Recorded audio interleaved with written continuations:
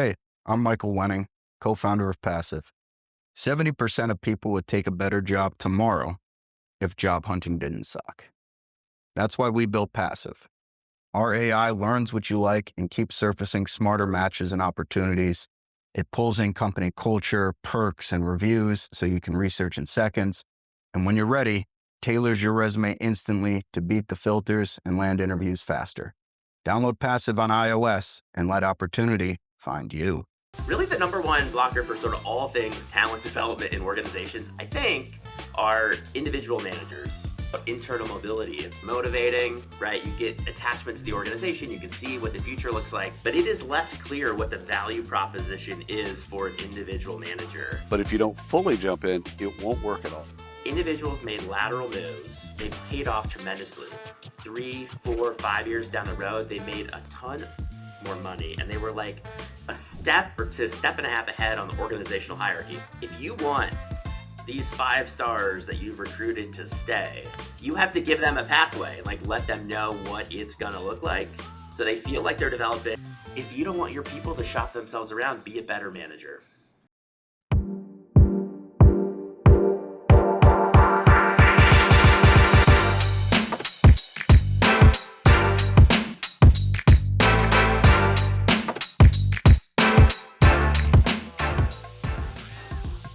Hey, this is William Tincup and Ryan Leary. You are listening to the You Should Know podcast, and hopefully you're watching, because it's actually really cool to see Ryan and his maroon. It's crimson.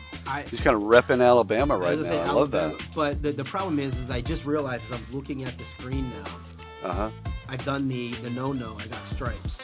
Yeah, no, that's. But JR looks good. He's not like his stripes look great. Yeah. His stripes look great. Yeah. I did not know. No, you're good. With an Alabama fan, because I am a jilted Notre Dame fan. Oh, I'm so sorry. I'm Catholic, so at least we're kind of good. We're kind of good there.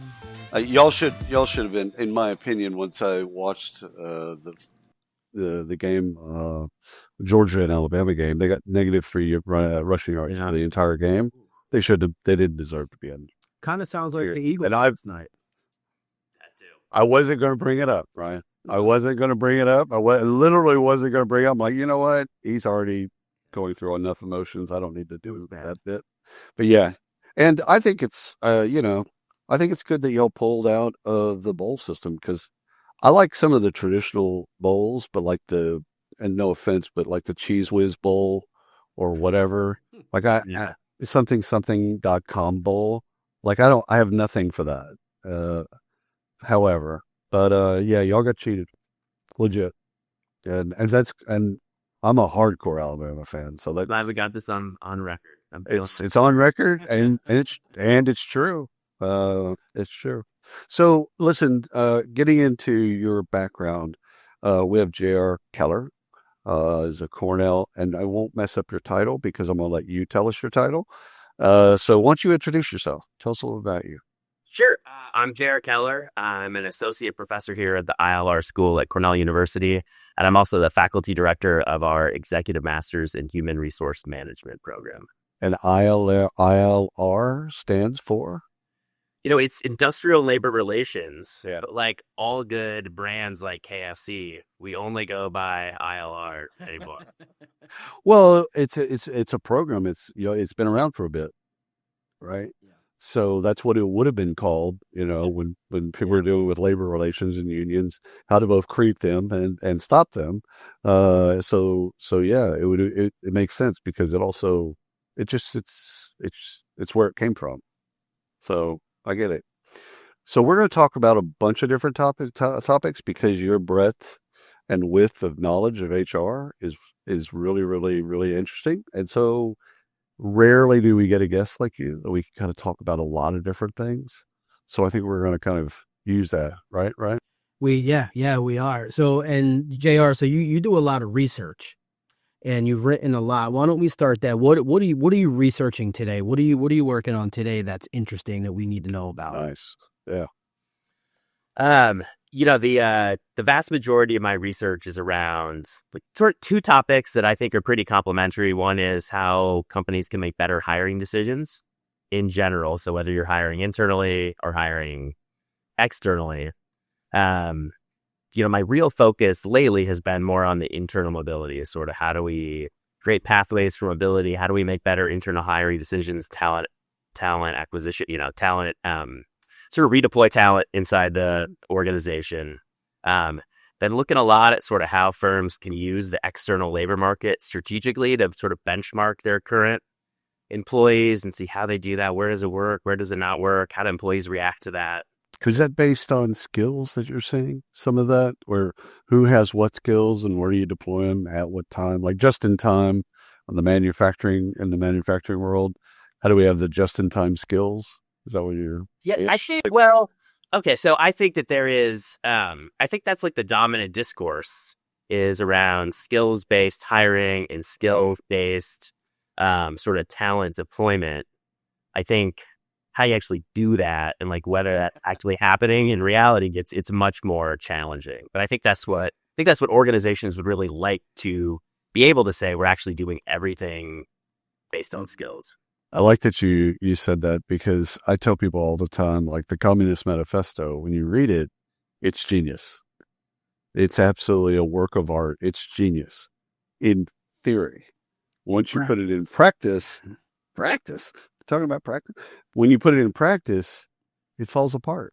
Yeah. And so like we think that this skills-based hiring, skills-based everything, if we're going to do it that way, which sounds great, then you've got to hire to it. You've got to promote to it. You got to fire to it. You got to learn, create learning paths to it. Like you've got to like fully jump in.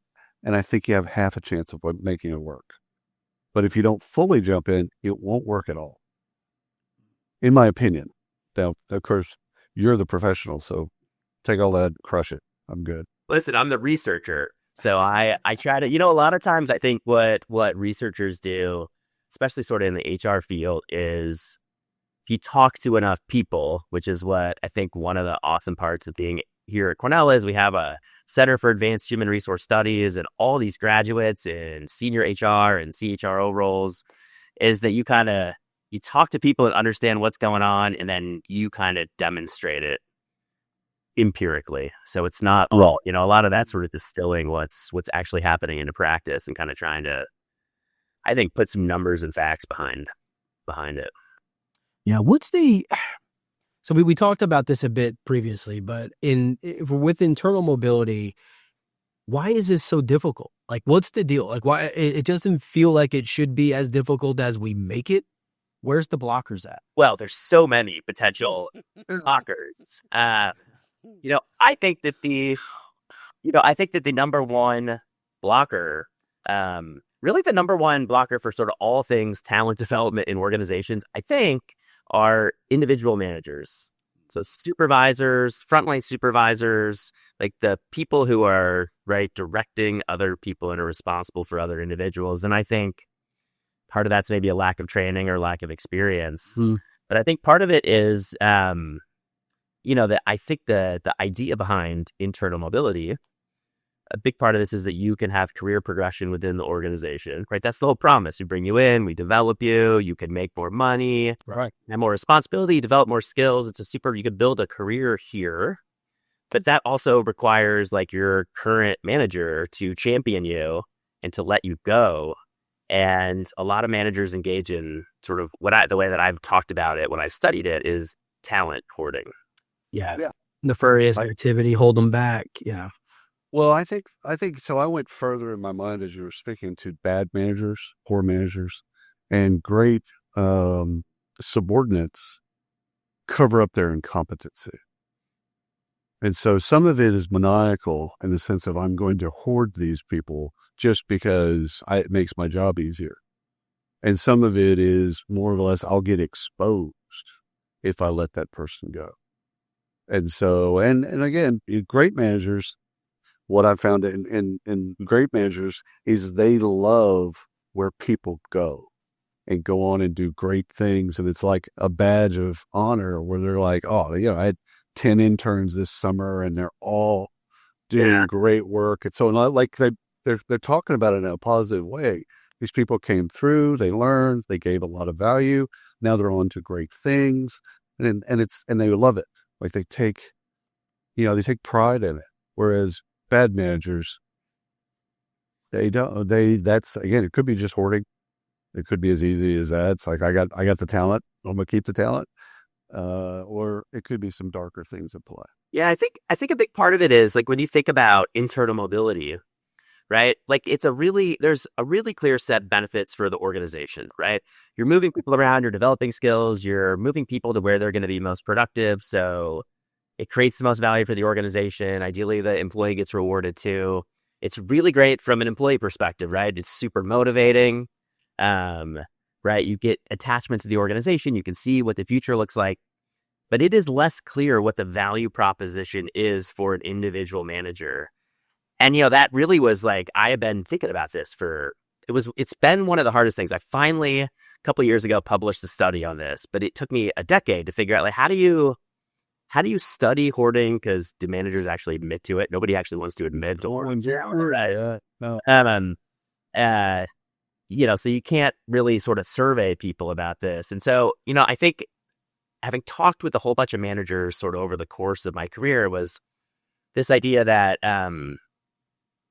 what actually drives hoarding, I think it's less, there are some managers who you'd never want to work for, right? Like it's really like, they're super selfish. They're really only looking out for themselves. Like most managers just don't really, like, they don't know how to do it. And that what they get worried about is like, I would let my best person go if I knew I had somebody to come in and replace them that was equally as good. So they're just worried about like, what's going to happen. And so what was really cool is we had a company that shared basically 10 years of personnel records with us, like 40,000 person company. And so we were able to look at which managers actually promoted their people and which didn't. And, when we talk about promotions, like real promotions, not like Ryan works for me and he's a manager and now he's a senior manager, but he's just doing the same job and still working for me. But like, let's go on to let's work for another manager somewhere else in the organization. So you can look at like over the last year or two, like what percentage of people they promoted out and then compare managers who had really high scores, managers with really low scores, and then look at who inside the organization applied to work for those managers when they had open jobs. It's not going to surprise either of you, right? But managers who had demonstrated a track record of getting their people promoted, when they had open jobs, they got twice as many applicants. But even more so, they got twice as many applicants who were rated as high performers. And they got people from all over the company, all different divisions, all different locations, all different functions. Because what happens is employees, they talk to each other, right? And so they're like, Ryan Wright might develop a reputation for being somebody who develops talent. And so if I'm looking for a job, like I'm not just thinking about what that job is I want to get, but like what's the job after that? And I want to go to a manager who's going to help sort of propel me forward. And so I think that was finally the first time where we could throw some data behind it and go back to managers and say, listen, like we know it's in it for the company. We know it's in it for the employees. Hey, guess what? There's a real benefit to you too, to be a sponsor instead of a boarder. So, Jay, I'm curious here. So first, thank you for saying I was a good manager and not a hoarder. Thank you there. We'll start with that. Was there any correlation between the managers that flourished other people, kind of like a farming system, right? Because now they have the intake and the best talent wanting to come to them. We tend to go back to sports a lot. So I'm thinking Andy Reid, right, has the most coaches out there in the NFL. Was there any correlation to the manager's tenure there and the growth of that particular manager that was doing the promoting? Yeah, I couldn't look at that. We couldn't really look at that with the data that we had. But we talked to people in companies across continents, right, to make sure that this wasn't like a one company and they were letting this thing in. And I think that is really what we found, because what we found was that that reputation, especially if you develop it earlier on in your career, it sticks with you. So you become a magnet for talent throughout your career. And then, why we couldn't tie this to development, right? One of the things that I think the research has shown, and just all of us who've been in organizations know, is that like your ability to attract, retain, and manage talent, it matters more as you get higher up in the organization. Yep. And so having demonstrated those skills, right, pretty natural with those You folks. could also have some boomerangs, some people that came through your farm system, Ryan, that then go off and do other things both within the company, maybe outside the company. They come back because you're a great leader, great manager. They come back to you. We've all heard that if we want something done, we can incentivize people to do both good and bad, right? But we can incentivize people to do what we want. Yeah. Right? If the right incentives are there. So question might be, why don't we incentivize the managers to promote? Well, first of all, this is a call out to all the listeners. If anybody's willing to study that and do an experiment, because I've yet to see a company that really has tried this. I think that to the extent that companies do, I think companies try to do this. So like, a bunch of companies that I've worked with, like you get all their good data and you see like there's business performance ratings and then there's like a people or leadership performance rating, right? And one's meant to measure how well like you're growing the business. The other's how well you're developing your people. But then when you look at like what's correlated with promotions and financial incentives, it's almost exclusively on the business performance piece. Right. And nobody really gets punished if they're not a great people leader. There's your corollary in academia, which is not a good one, so I probably shouldn't say it, but like we graded on our teaching and our research. That's right. And if you're awesome at research, you're going to get promoted as long as you like barely eke over the bar with teaching. But if you're amazing at teaching and can't publish a paper, like, you're out. Yeah. It's the pathway to tenureship. And I've never liked the two structures. Like I've always if you're a great teacher, just be a great teacher. Yeah.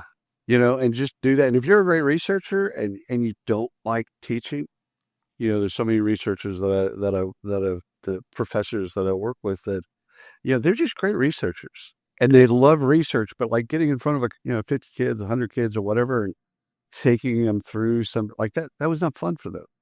There's no enjoyment. In fact, it's takes away from their research and all they want to do is research. And so I've always thought of that system and just say, pick a lane, or if you want to both do 3, if you want to do both, that's great. But if you really just want to research, you really just want to be a great teacher, great. But excel somewhere.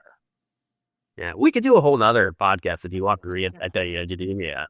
But I do think I think it is, but it's like, how do you, it is curious, like how you, so, some of the pushback I get when I say, well, let's incentivize promoting people. Right.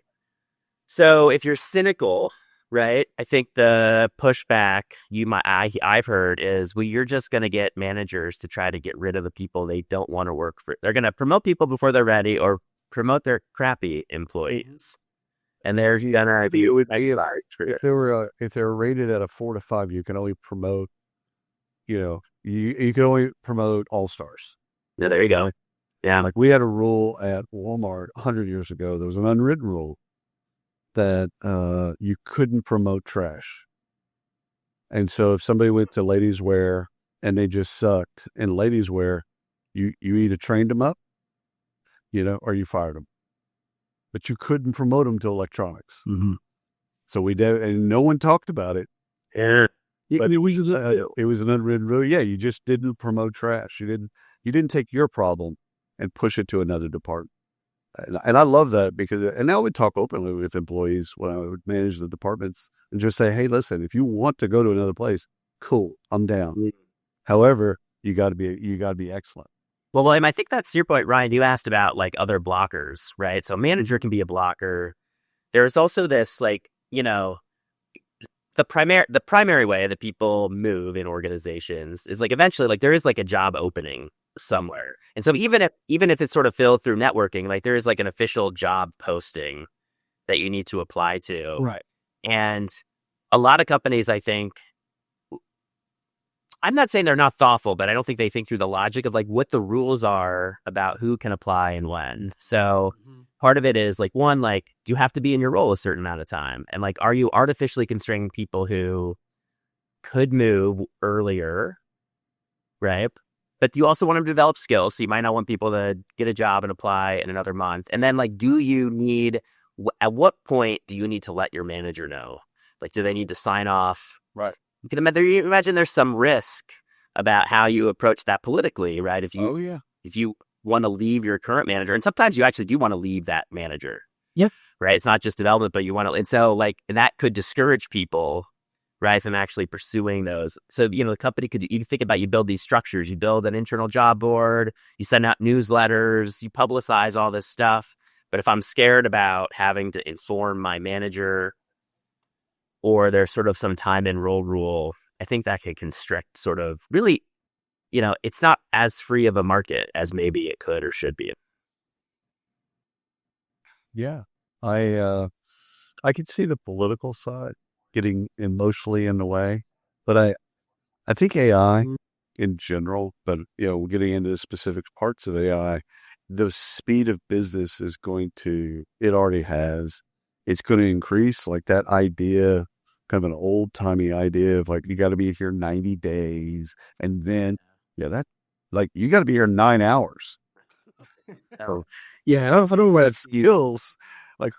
We need to get you to the place where you can use those skills, because I just think the pace, and I think that's going to be for all of us to deal with the business pace change and things like that. We got to recalibrate that entire model, not just around good managers, bad managers, blockers, but just the speed in which business needs those skills deployed to different places. So, JR, question I have is, because I've been through this. I've been through this myself. My last stint in corporate, where I wanted to, and I'm not a shy person. I'll if I want something, I'm going to go get it. But I was afraid almost to apply for another job because I couldn't just apply. I had to ask. I had to get permission. Talk to the manager. This is what I want to do. Get the permission. Then I can go be recommended for the new role. And there was always a fear of retribution or just the conversation. I didn't gel with the manager. And so I just stayed complacent. In the end, I ended up no longer at the company. It took a couple of years, but I got complacent enough where I was like, great paycheck. I'm getting paid. I'm doing well. They keep giving me more money, but I never got to do what I wanted to do because of this manager. And so I left. And so I guess the question is, from me anyway, is how do we prevent that fear, remove that fear of rejection or confrontation with the manager? Well, I think I think part of this is cultural, right? Is you really create this idea of free movement within the organization. And I think part of that, it does have to come top down from leadership. One of the stories that I still include in lots of my papers, even though it's super dated, is Cisco was one of the first companies to create. They didn't so much create an internal talent market, but this was back in the early 2000s. They created an online system where employees could reach out to managers across other parts of the organization to have coffee chats, essentially to sell themselves and find out about other organizations. Right. They built this system, and there was a revolt. All the managers were shut this down. Why would I invest in my people if all of a sudden they can basically go shop themselves inside the organization? And what the leadership team said was, if you don't want your people to shop themselves around, be a better manager. That's exactly right. Yeah. And it takes kind of that ethos, that top-down piece to be we are in a market, right? So we take the restrictions off. And if you are a good manager, you're developing your person, you're providing them with great opportunities, then it's your job to get them not to not apply, but right, look for the right opportunities, the right time for them, and not try to leave you. I think the understand kind of the back to sports, the farming system, right? If AA, AAA, single A, if they're doing their job, when the major league team needs to get rid of the third baseman, there should be either someone to step in or enough to trade off. And I think the saying's very true. And William, you use this a lot with free agency in work and free agency with sports. And it's the most logical thing that makes sense to me. Well, you guys are clearly right, college football guys. This is way think about so think about NIL, right? Yeah. It is if you want these 5 stars that you've recruited to stay, and they're not going to play, but some of them aren't going to play right away, even if you're paying them. Arch Manning. You have to give them a pathway, let them know what it's going to look like So they feel like they're developing and they know when the time comes to shine, they'll be ready. Like you have to like not just have that in place, but you have to be able to communicate it, right? Like to actually sell that to people so that they want to stick around. I think, Ryan, getting to your particular situation back at that company, I think that the worst thing is you have to ask permission. You have to let them know, you have to ask permission, get their recommendation, because only poor talent will go through that process and they'll dump poor talent. So I think that system kind of is an old fashioned system. It's probably die off like the dinosaurs and smoking. So the thing I think is ultimately you take this out of people's hands and you put this in AI's hands. And then they recommend, hey, based on your performance, based on your skills, based on your passions and, a lot of other factors, we think you'd be great for a job over here. And then they make the recommendation. Right. So it takes it out of the manager's hands and it puts it into employees' hands and say, oh, I didn't even know I could do that. And again, some people are not going to like that. I have no problem with I like that because it takes all the blockers like you just went through. Again, I got to ask for permission. I got to get your permission, and then you got to give me a recommendation. Like, why do we have that? Like that just, I don't like that at all. Can I play a little devil's advocate? Oh, hell yeah. He's doing something new coming at us here. Do it. Let's do it. So this is less, it's not something that I have like research evidence on. Oh no, that's fine. I think this kind of like this AI technology around like matching is super freaking cool. Yeah. Right? Like the technology that LinkedIn uses on the back end, that Indeed uses, that a lot of these applicant tracking systems use, that some of these newer systems, right, that have gotten a ton of funding, like Fuel 58-fold, right? A lot of things like the way that they actually sort of are able to gather data and find skills and match those to jobs. It's not perfect, but it's way better than anything we've ever had in the past. And I think that's freaking cool. But here's my concern with those systems, or at least the deployment of those systems is, at least the way my understanding from where I've seen those work is that they essentially give you like a match score, right? Like here's a job that's a great match for your skills. Yeah. Right? From an organizational perspective, that's kind of cool because you're matching people who could do the job right away to this other job. And I think from an employee perspective, it's like, well, where can I cash in on my skills? Kind of cool. But from a long-term employee and organizational perspective, I worry about like that, like where does the development happen? Because if basically you're taking people that already have all the skills to do a job and put them into a job that requires those exact same skills, like you're just becoming like you get really good at one particular thing. Right. And like, how do you develop the future leaders? Like, how do you get a manager? So this is part of what I see internally with the hiring is like managers want people who can get up to speed in 60 seconds, right? They want a Ferrari. They don't want a Camry, right? You have to sort of slowly get up to speed. And so like, how do you get managers or the company to say like, really what we want in some cases is somebody with 80% of a match, because we need like people haven't had this management experience. So we need somebody who hasn't managed people to actually be in this role. And that's kind of scary. Yeah. I think that also gels with, building the skills. Who's in charge of building their skills? Okay. Is it learning and development, training and development, or is it the manager? Is it the self-learner kind of model, like what they have access to? Are you hiring or transferring, based on potentiality? They've like said, they have 80%, but they're going to have to click the other 20% on that. And again, these skills that we're talking about are not the skills of yesterday. They're not what do we say, Ryan? The compartments of today are not the compartments of tomorrow. And so it's just one of those deals that worked then ish, maybe. I don't think so. And if we try to do that in a system that's moving at a faster pace, we're going to have to be more flexible on what skills they have and what skills they can develop and who's going to develop those skills. And I don't think anybody has that nailed down at all. I don't think there's a corporation on the planet that has that nailed down. And so I think I did want to ask both of y'all a question to see if I could get it's a trick question, but who owns internal mobility?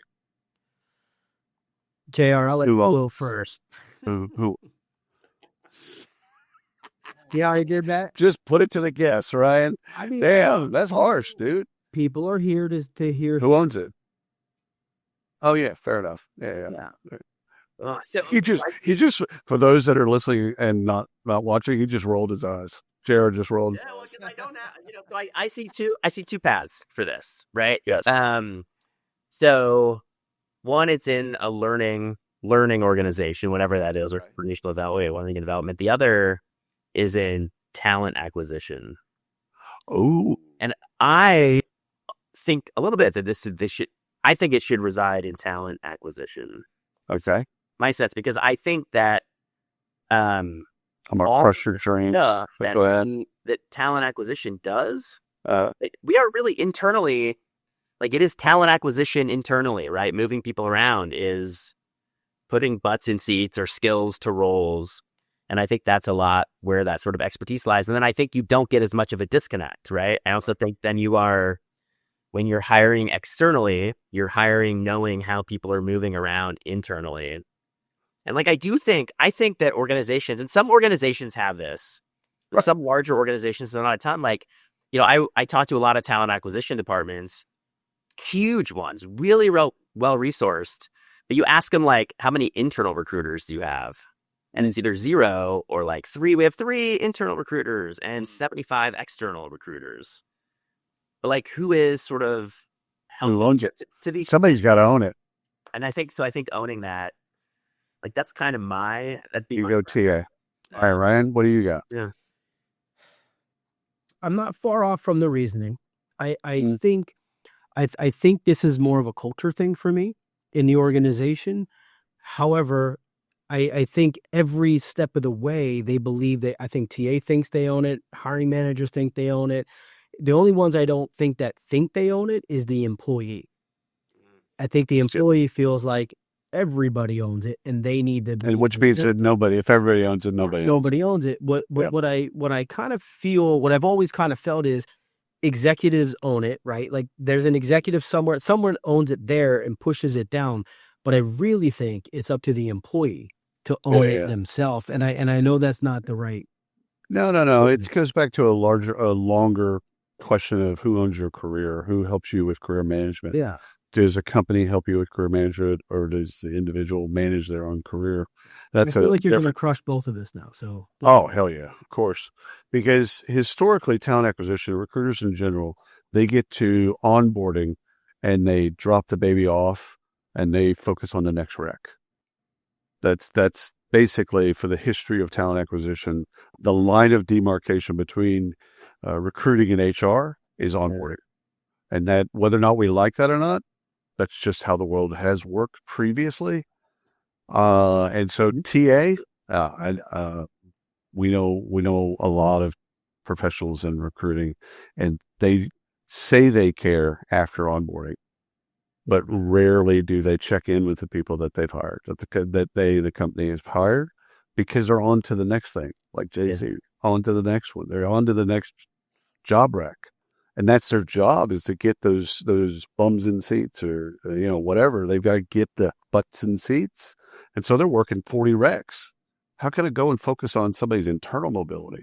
So I like kind of the internal mobility of being some internal recruiters, although the internal recruiters are going to be hated by the external recruiters because they've sold out and become a part of HR. HR and recruiting hate each other. It's like sales and marketing. They have a deep-seated hatred for one another because recruiting's budget is under HR. Yet HR knows very little about what happens in recruiting. So these are big companies, mom and pop taco stands. Doesn't matter. Same stuff happens. It's this as far as the blame. I did like your take on learning. Learning and development, whatever it is at your company, learning and development, training and development. I like that because it takes it away from HR and recruiting, and it puts it over there and systematizes it there. And again, I'm using systems, not people in my mind. Because I think if we use people, we're going to have the same historic problems that we've had in the past of the blame game. But if we use systems, the systems that the learning and development team have access to are going to be a hella different and hella better than the systems of either HR or recruiting, and tear that apart. No, so so a couple things. I have a couple reactions, which I think I love the way you're thinking there. One super easy win for me to make internal hiring more successful, Right. is to actually do onboarding for internal hires. So you were asking sort of what sort of projects in the work. I have this paper that who knows if it'll ever get published, but We'll publish it. did all these surveys, but the learnings I think are what matter. And so right, so what we know, when we hire people externally, when companies hire people externally, they almost always hire people who have done, or they prefer to hire people who've done that same job elsewhere. Right. But we do all this onboarding to get them up to speed on the culture and the specifics of the job and all this stuff. Internally is where we tend to move people who don't have experience in that job and actually are often moving to a whole different part of the company that has a way different culture. Right. And we'd say, screw it. They know people. They'll figure it out. Yeah. And it's Deep into the pool. crazy. Right? And because all the stuff that, purposeful networking, mentoring, Right. on the job, like all that stuff, like you should do that same stuff internally and it would make a huge difference. It's actually worse than you think. So I think in the, well, I was just going to say the other thing is, we talked a little bit about this earlier about like why mobility is tough is, I think also is, certainly what I've seen is that most people in organizations, they want to get promoted, right? Because like we just had Thanksgiving, we're coming into with Hanukkah season. You get together with your family and you want to be like, I just got a promotion. You don't want to say like, hey, I just got a lateral transfer. Like it's not super exciting or something to brag about. I was working for Barbara. Now I'm working for Bob. My colleague Matthew Bidwell at Ward and I just did this study where we track is again using almost a decade of personnel data. We looked at people who basically started and like had the same amount of time. Everything about them was about as identical as it could be. This one person or this group of people stayed in their role because they waited to get promoted, right? So they wanted to move up. Then other people who took a lateral move, right?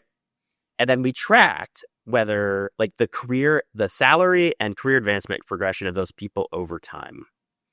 And it turns out that when individuals made lateral moves, they paid off tremendously.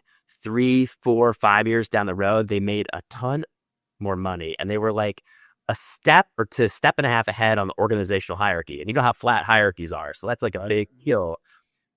But that only worked when you went to like do a job in a different functional area, right? So you actually tried to gain new skills. And this is where I think like maybe development, right? To your point, like development kind of owning that data, seeing how different skills and movements translate, like you can actually show that to employees and managers. And all of a sudden people are more open to opportunities than they might not have been beforehand. So one of the things I wanted to add to the former comment about the ATSs and onboarding. Yeah.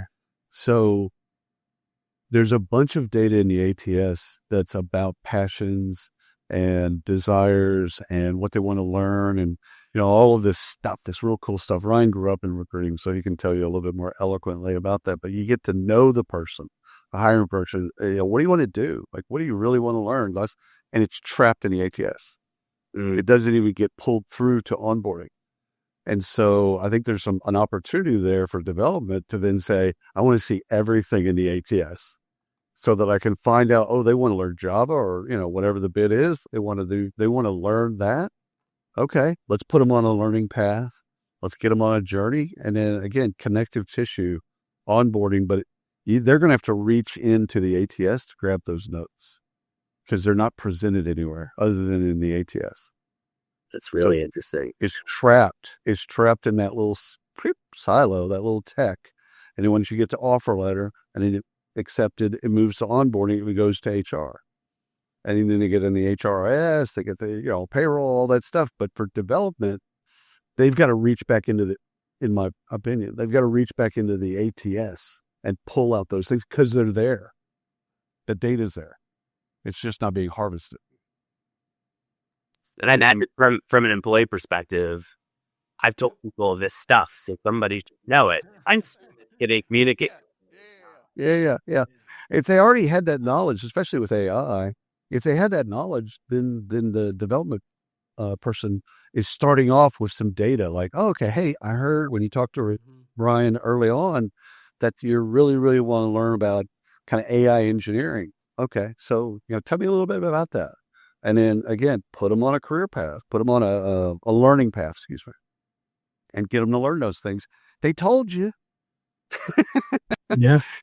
It's just our ability to listen or at least extract that data. Yeah, it's the JR, when you were saying about when you were telling us about the lateral moves often end up in greater roles and greater responsibility and income, I couldn't help but think about internships. When you go into an internship, you do the rounds, right? You're in 6 or 7 different departments for a different reason. Correct. Why? Yeah. I mean, why is that such a, I don't say taboo, but almost taboo in an organization to say, I got a lateral move? It's almost like you've been demoted. You've just been kicked out of your group because you weren't performing. And now we're going to put you over here as a last chance, second chance to see if you've actually performed. Why is, I guess for me, why is it taboo? Why is it like going to a community college, right? I'm going through that now with my daughter, and I'm like, why not? Everybody goes. Like, yeah, because you're not going to pay a lot of money, and you have zero clue to what you actually want to do. So why are we going to go spend $40,000 a year to do that? But why can't we take Ray's at Cornell? It's a bit more than that. Yeah, I know. Well, him, not for me, not for my daughter. Note to self. I know she wants Penn State, $43,000. I'm like, we're not Cornell. We're like Penn State material, Temple, Drexel, Delaware. Fair enough. Yeah, you gotta bring affordable, but good. Yeah, affordable but good. Hey, Penn State has a large networking or alumni network. That's what they sell you. Anyway, but why can't we just eradicate that view and just make it part of growth in an organization? Yeah. So there's this paper, article, whatever, that I've sort of been dreaming for a decade of writing. And so maybe this will give me the impetus to actually do it. It's called what is a promotion? And I think part of this is it's the nomenclature that we use, right? Because really, when I look at data about people moving laterally, you're staying at the same band, right? I think that's often how organizations, the same level or band. You're moving, you're developing new skills. Oftentimes, you're actually getting some additional scope of responsibility and a pay increase. May not be a giant bump, but at least some bump. And so in every way, shape, or form, it's career advancement. Right. And it's also a step to get to the next step. We don't call it advancement, right? We just call it a lateral move, and that word, that sucks, right? In terms of just communicating it, it's not attractive. I think those terms are somewhat in the way. Promotion, lateral move. There's a bunch of, as you said, nomenclature that's, I think, restrictive, and it's old. And advancement is just advancement. And again, that could be advancement where you are, advancement where you a different job over here. It's advancement, and there's really no counter argument to advancement. And so I think we need to get rid of the old words because I think they're inherently biased, and also just old. And we just need to kind of, again, move on and evolve. But this is Ryan. I would say this is the last question and all that type of stuff, but I think we just need to do a part 2 because we got all kinds of stuff that we could do. Yeah, I was going to say, John, this has been wonderful. Yeah, I was going to say, JR, if we went through and said how many times we can do an episode on this and that, we're just going to give you your own show and let you run with it, and we'll set you up. Yeah. Join the network, baby. Yeah. Yeah. But thank you. Thank you so much for carving out time. Thank you both. This was so fun. I hope that you and everybody listening got something out of this. Oh yeah. Yeah, and Could they not? JR, before we let you run, where can people find you and information about the ILR? Yeah, so listen, connect with me on LinkedIn. That'd be amazing. It's JR Keller at Cornell. Just type that in the search bar. I should pop up right away. Do take a look. I think one of the amazing things is that if you are looking to advance your career in HR, we have two amazing programs. We have our Master's in Industrial Labor Relations, which is really like a 2-year Master's in HR on-campus program.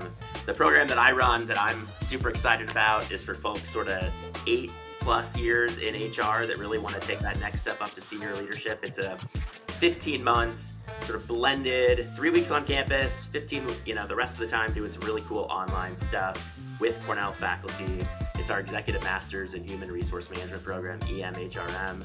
Google that, take a look. If it looks interesting and you have questions, shoot me a note. I'd love to talk to anybody about it.